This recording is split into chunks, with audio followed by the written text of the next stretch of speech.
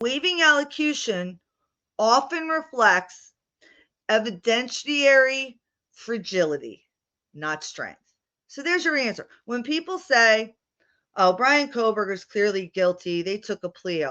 Say, well, I don't know. The evidence was pretty flimsy. The prosecutor didn't want to take it to trial, even though the families that did speak out were very, very vocal about wanting it to go to trial, wanting answers. But the prosecution just kind of told them, we're taking a plea, and they were excited to do so. And they didn't allocute and then blows it off.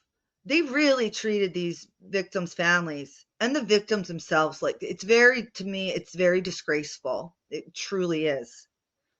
And it was all just about locking somebody up.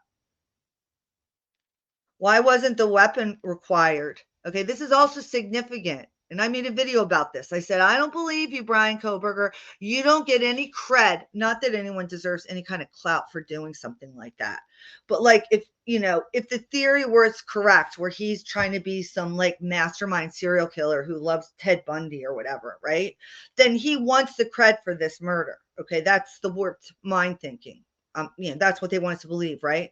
The only way that works is if the motherfucker gives up the weapon. Somebody who's proud of their work, come on, you make them give up the weapon. He didn't give up a weapon. And that's telling too. But why? Why is it telling?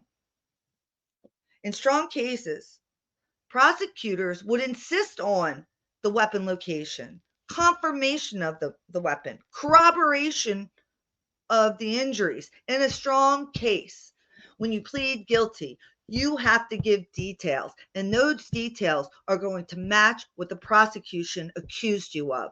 And they will insist upon it in order to give you that plea deal. But they did none of this in Bryan Kohberger's case. Why? Well, it suggests that they were satisfied with the sentence and not the story. They did not want to risk false information, inconsistencies, and later recantation claims.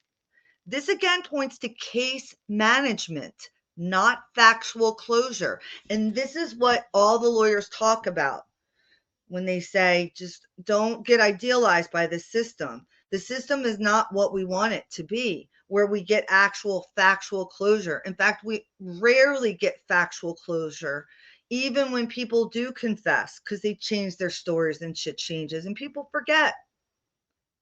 And we want that factual closure because we want to tie up all the loose ends to know, okay, this is how the world's operating. And it's uncomfortable to not know those answers.